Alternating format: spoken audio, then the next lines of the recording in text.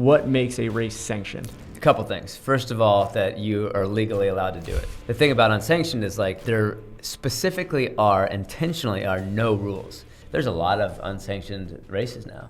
The cool thing about sanctioned versus unsanctioned, they cover different parts of running. And here we are. Sanctioned races versus unsanctioned races. Unsanctioned, what the hell is that? So I didn't know what unsanctioned was. Actually, I didn't even know. We can go even way back. When was the first year of Speed Project? 2013? I want to say 13, yeah. Okay, so that's when we first briefly met. Yeah. At the starting line. At the starting line. So I didn't know. Instagram had popped up, and this is early days of Instagram too. Strava was featuring this race called the Speed Project. And I was like, this is fucking crazy. And I was like, oh shit, they're running from LA to Vegas. I was living in Vegas, and I followed it. And I was like, timing wise, I'm like, I'm going to go down to see what this is all about. I went down to the Vegas sign, and I saw you, and who was on your team, the first team? So it's Crispin Lazaret, Sean Waco, Niels Arendt, and then Cynthia Zarate, and who am I forgetting? Somebody else. I'm forgetting somebody else. Anyway. Four guys, two girls. Yeah, okay. Yeah. And you guys crossed the finish line. Yeah. There's maybe 20 people around. Everyone spraying champagne. And to me, it was like, from an outside looking in, it was one of the coolest things I've ever seen. Which in that first year, it wasn't actually a race. So it was unsanctioned. It was, but was it or was it not unsanctioned? Yes, I mean, it was. We were just kind of running. Yeah. You know? So, but we were trying to establish a speed record, and we filmed the whole thing because I think the intention was, you want to do something, and you want to put a mark on the board or something like that. So other people might do it, but I don't think it was ever, let's have this as a race. But 2 years went by before the next one happened. Okay. And it was actually a friend and actually a couple of Neil's friends who were on the crew who were like, that was such a life-changing experience for me. You guys should do that again.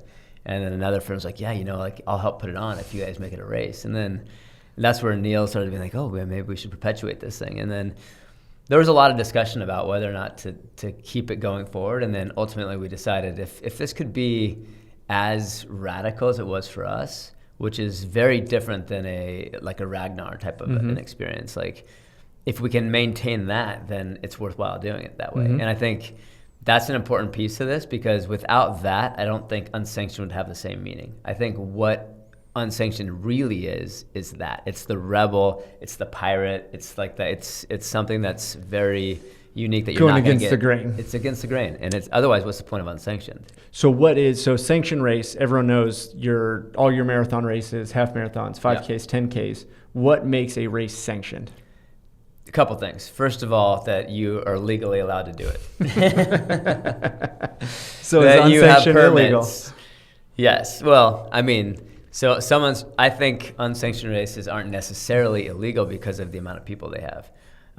They're like under the limit of what you need to have a permit. So technically they're illegal in that way. But anytime you're organizing an event, especially like on a trail event, any trail race, like the numbers are really low for what you need a permit. It's something like, depending on where you're at, more than 15 people, you have to have a permit for it. So you can't really have an unsanctioned event that's an actual event on a trail. Got it. There's that. But on the road or like in public spaces, like on the bike path, like you can generally have like 150 people. And again, these things depend on who you're asking, what jurisdiction you're in. But so that's, anything above that, you're looking for getting permits. And then that's now one thing that makes it sanctioned. Okay. Another thing is actually getting it as an approved, recognized course, USATF, for example. When I organized Malibu Marathon, it was really important for me as a marathoner when we founded Malibu Marathon, that was the Malibu International Marathon and half, that they were sanctioned USATF certified courses so that people could qualify for Boston. You're not qualifying for anything that's going to get you into anything else if it's not a certified course. Would that certification mean anything if Boston didn't have using that to get in? Yeah, if you didn't have Boston literally keeping that as a reason? Well, I think it's things. Or is it just keeps the credibility? Well, it's things like Boston. I think Boston for sure, because Boston is unique in that it's the one race where it's like people will dedicate their whole life to like, if I could just get into Boston because it's a time qualifier. But if you look at the ultra world, there's qualifying races that get you into other races, like Western States. You have to have a qualifier, or like a lot of the big, lot of the big ultras, you have to qualify in another event to get in. So that's why there's the certification has, and how you certify can vary depending on what the event is, whatever. But I think there has to be some parameters to it in order to be. Otherwise, the thing about unsanctioned is like, especially the Speed Project, which is the original. It's like the original unsanctioned. It's there specifically intentionally are no rules.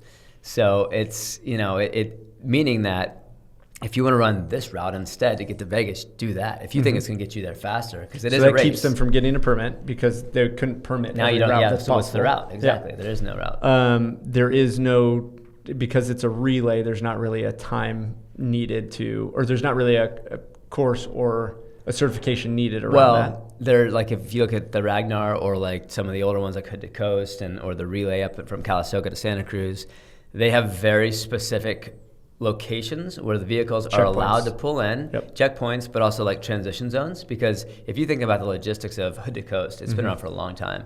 They're highly affecting travel and the life of people from Mount Hood all the way to the ocean. And if they don't have very specific, or if they don't have the control and the safety in place, people are going to get pissed off. And people are going to die. So it's like, it's important. And I think, from hiring emergency services and police, like any sort of closures that have to happen, and then just having a safe place where vehicles can pull in, drop off their runner, and pick them up. So I think if you're dealing with large numbers, at a certain point, you have to be sanctioned. Otherwise, it's an unsafe situation. So unsanctioned is also like a little bit more exclusive because it can't be as big.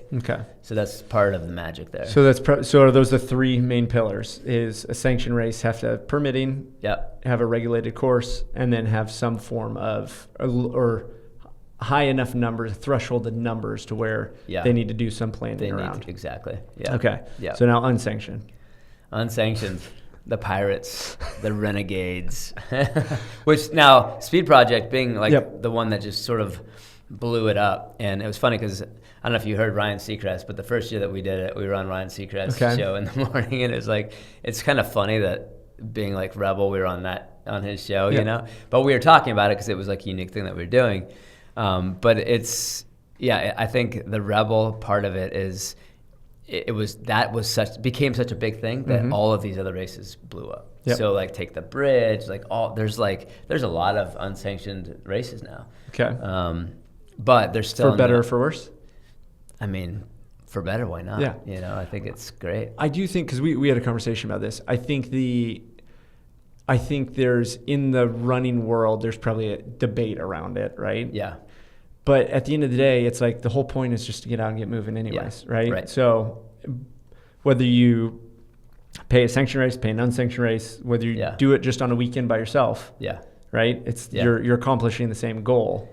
Well, there's a race in Santa Monica they have bibs on. It's like every Sunday. And it's like a sanctioned race. Like they're wearing bibs, and it's happening every Sunday. I think it's like a half marathon and 10K. That's awesome. My old rest in peace, Alberto Perusa, the guy that got me into marathoning, he would do those all the time. And he actually has the world record for the most barefoot marathons ever run, 212 barefoot marathons.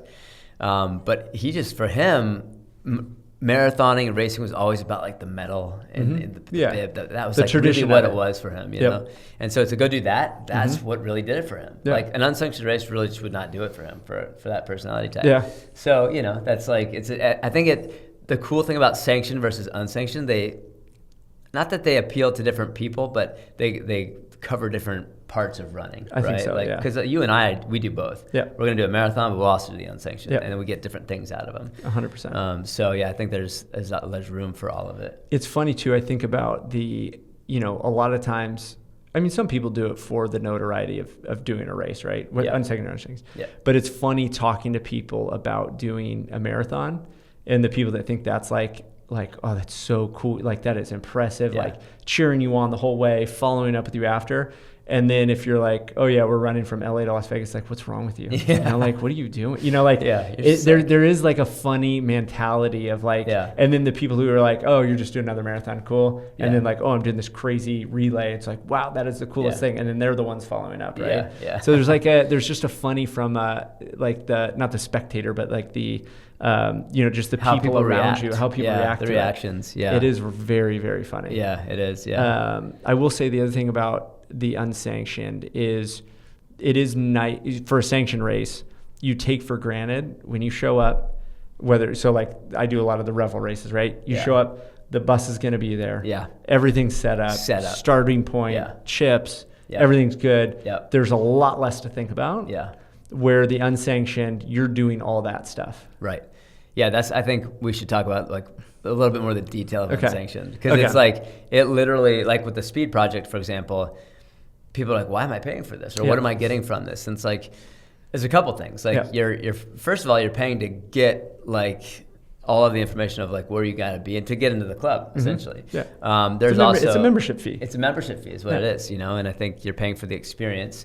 You get a whole lot less than you get in a traditional sanctioned race. And if you look at event organizing, a sanctioned race, what they're doing is they're paying for a lot of the stuff that they're giving you. Like that's what event organizing is in that traditional, whether it's a race or just like a festival, right? Being like able to bathrooms, the permits, the bathrooms, safety, you have coordinating all of these the volunteers obviously don't get paid, but you need people to coordinate those volunteers. Exactly. Yeah. And I think that's traditional event organizing, whether we're talking racing or not. Yeah.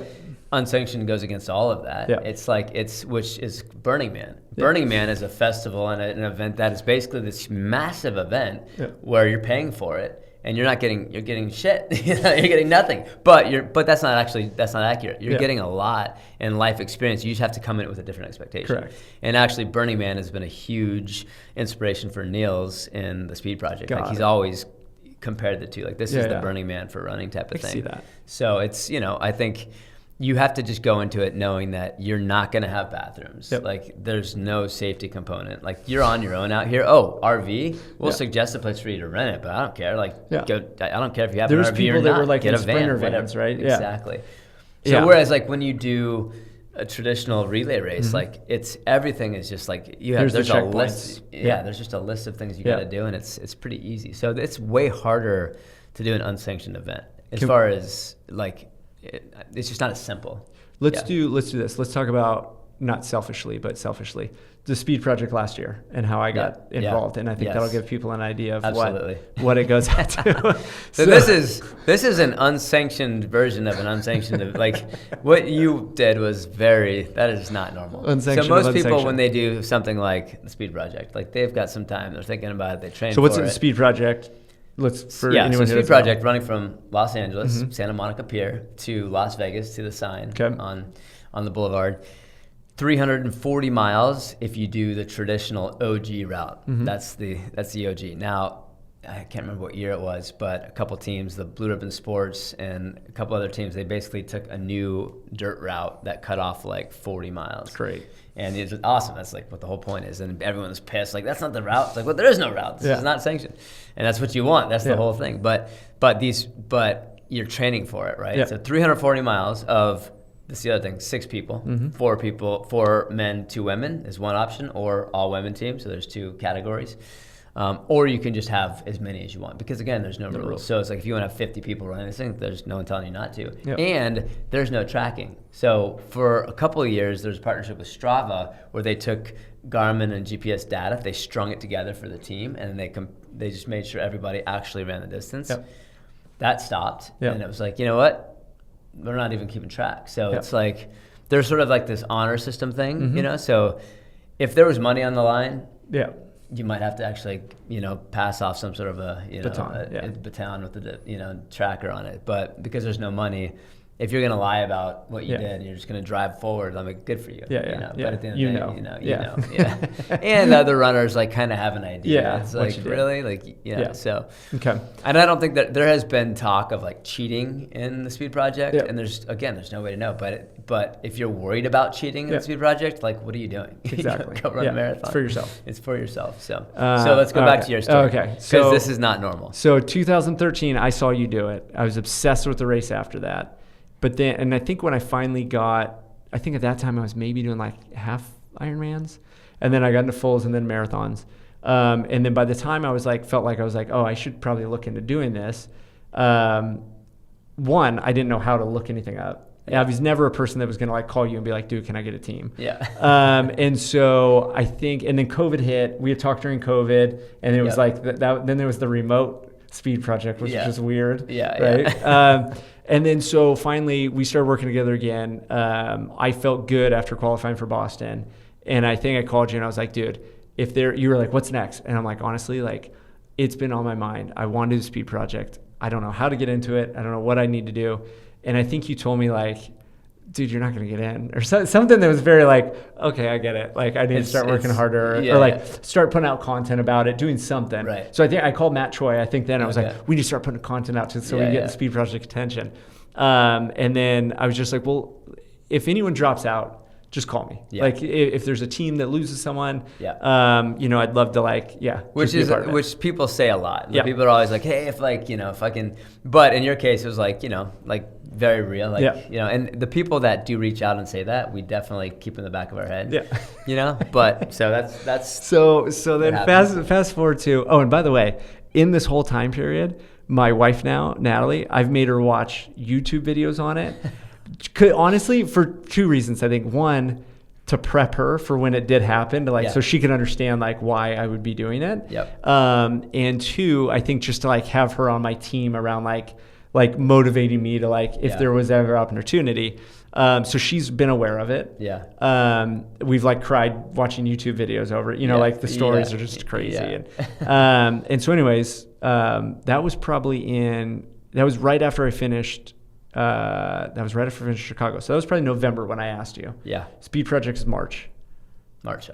And they're like in the COVID year. It was late summer. Okay. But yeah. So I picked up groceries.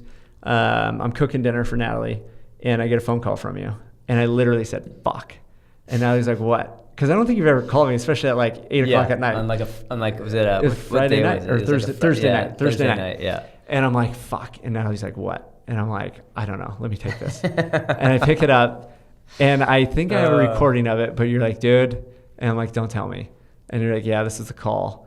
And I was like, dude, the race starts in 6 hours. Like, what are you thinking? And you're like, here's the deal. The team had, you can tell the story. No, I mean, it was like, I got that call of like, hey, we lost somebody. Like, do you know anybody that would want to run? And I was just like, I mean, it was strange that had gotten to me because it was like, typically when things happen that last minute, people either just like don't have the runner or they just like, they bail, whatever. But like the fact that got to me was like, damn, like I instantly was like, dude, this time for that. And for me, you got to know about me, like, I love getting my friends in this shit. Yeah. Like, that's just like, I think in life, it's one of my favorite things in this life. It's like, if I get myself or my friends in this shit, like, I love it, Awesome. So it's like, it's the rowdy side of my personality. So when that came my way and I was like, fucking damn, it's time to make that call where you find out, and you get to find out, like, really, if you want to answer the call, and you answered the call and then you answered the call. But I actually said no. Remember? Did you? I said no. So you told me the whole thing. I was like on the fence. Yeah. But in my head, I'm like, this is not possible. Like, there's no way. And I remember thinking when you're talking, I'm like, my running shoes are like, I literally was like, that day, I was like, I need to buy some new running shoes. I just ran the marathon. I know they're toast. Yeah. And then I was thinking of like, now we're planning our wedding. Yeah. I was like, I just got a lot of shit going on. Like, there's no way I can take off for the weekend. And I do have to say to that point too, when I called you, I love dropping it on you, but that is so last minute that it's stupid. Like, it's one thing if it's 3 days. Okay, that's crazy. Let me figure 3 out. days from now, I got to run, 60 something miles, like that you've never done with people I don't know. But to do like the night before, It was fun to ask you, but I really didn't think it was possible. I legitimately thought about it, and I remember in my head, like, Natalie's going to be pissed.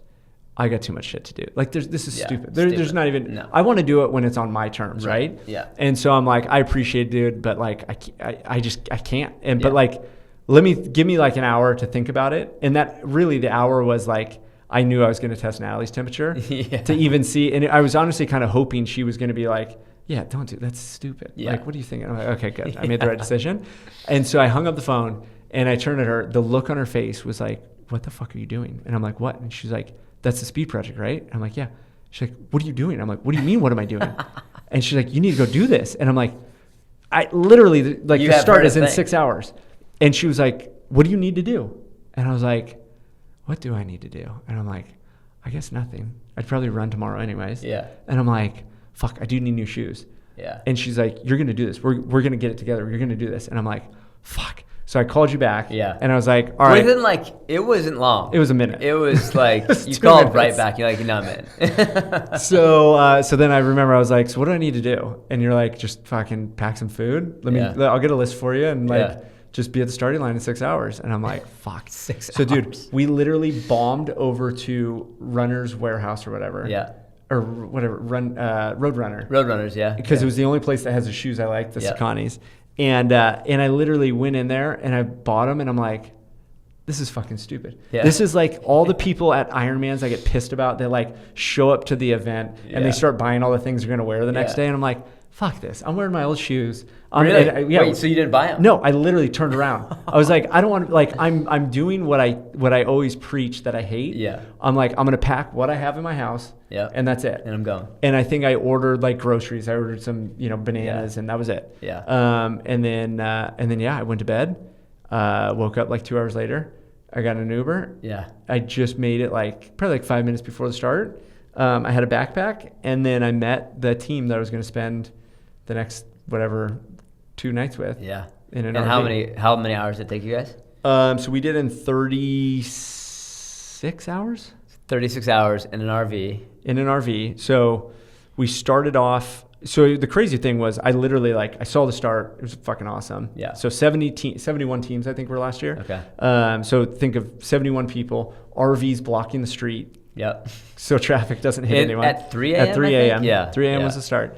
And then I literally called whoever you had put me in touch with. And then he was like, yeah, we're just, at this RV. And so I walk over and meet everyone. And I was like, so how does this work? Like, what do we need to do? And she's like, the captain was like, all right, so we're going to start at 4 mile legs. I think I was like third. And I'm like, okay. And I'm like, this is, what the fuck am I doing? This is so fucking weird. Just threw my bag down. And then, I went out. My first route was along the 405. Along the the frontage road, I think you're. Yeah. And then through or up to through Encinitas. I went through a neighborhood in Encinitas. Not Encinitas. Encino. Oh, Encino. Yeah. So I went through that neighborhood. That's where you hit Sepulveda and go up.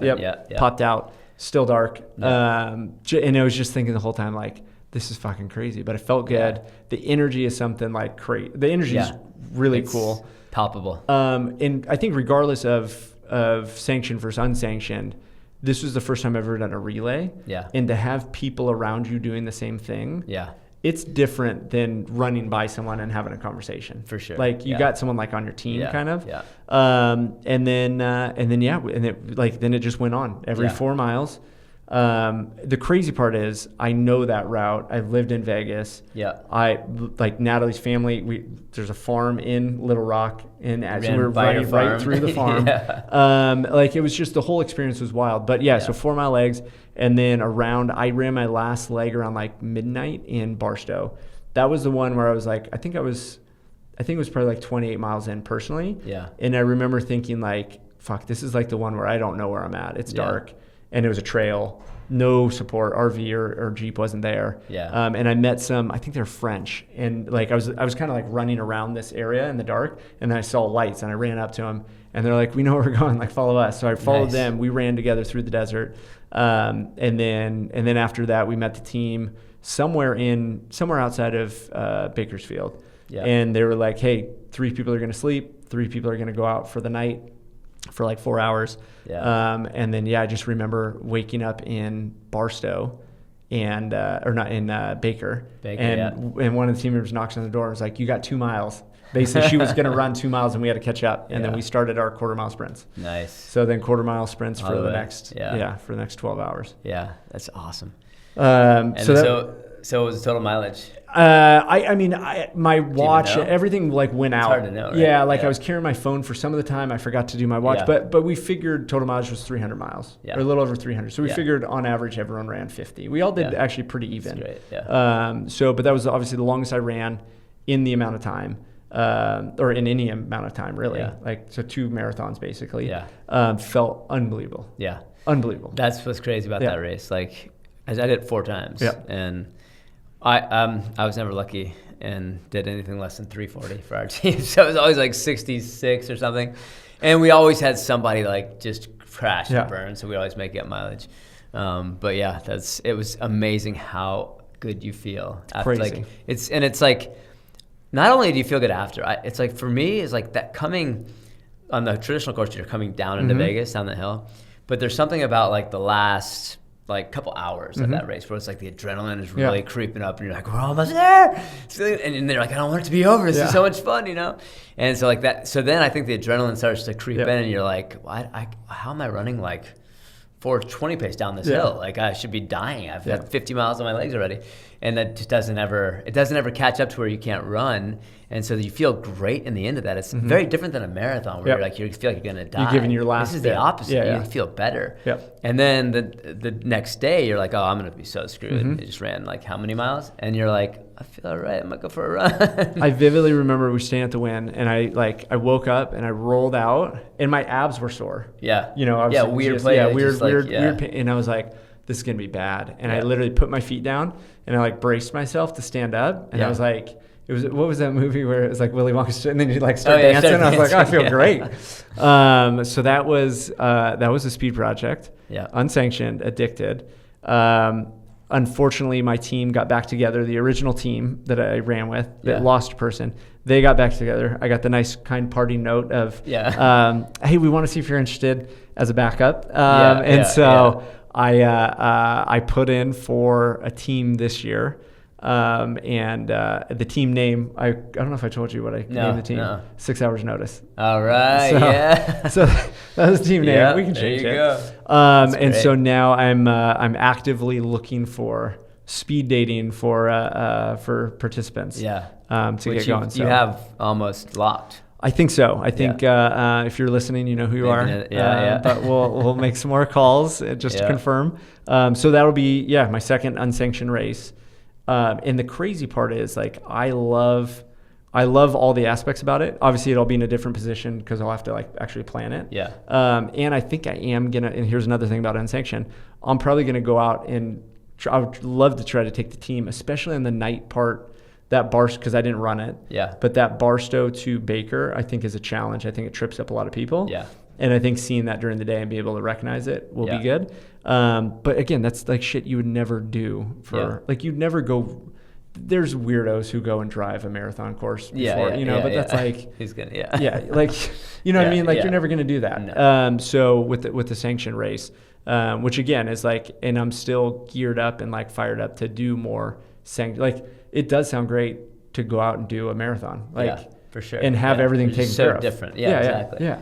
So question. So speed project, awesome. And we both have had an insane experience in doing it now. And you're still fired up about it. Yep. I'm good. I'm running it 4 times. I'm good. But so for me, it's something you just said where it's something that you wouldn't do otherwise. So unsanctioned, less than things like the speed project. Short distance, unsanctioned, I want to be fired up about it, or I'm I just don't, it never compels me to do it. And I think I'm also similar with just short races in general. So maybe this isn't about unsanctioned versus sanctioned. Because and I had done some 5K, 10Ks, I did the Santa Monica Classic, and I was fired up about that at the time. Because you're going to win it. Yeah, maybe. But with this unsanctioned, it's I don't know. I just have never taken the bridge. Because I think I think with the shorter distance, it'd probably be something you would do in training anyways. So it's why would I want to do that? Yes. The one thing I will say, so I did the race with I think it's the Korean Run Club, Koreatown Run Club. And they did from downtown to Santa Monica. Yep. Same thing. I got the call the night before from Matt Choi. Yeah. Standard move. Yeah. Like, dude, you want to run thing this? now. Yeah. 6 hours. But this was like a short distance. So, but it wasn't sanctioned, but it was semi-organized. If they had specific transition points, right, for the relay. I will say this. It was fun. It was more like I've gotten together for group runs. Yeah. It was more fun than getting together for a group run because it layered in competition. Yeah. So you have the same community of like, hey, we're all in this together. Right. But then you have the micro aspect of, but I want to beat you. Yeah, right? Exactly. Or like if a runner's in front of you, I'm want to see how you place. Correct. Yeah, Where in like a group run, you're just doing what you're doing for yourself, right? So what I think the sort of like secret sauce of the speed project actually ended up being was because it wasn't supposed to be a race in the beginning. It was just like, let's go, like, and actually, so Niels Arend had the concept. We were on a run, and he's like, hey, I've had this idea. Like, I ran from my buddy's house in Manhattan Beach to, like, Hollywood sign, and it was, like, crazy distance, He's like, so I've wanted to do this thing. Like, I've wanted to run from LA to Las Vegas.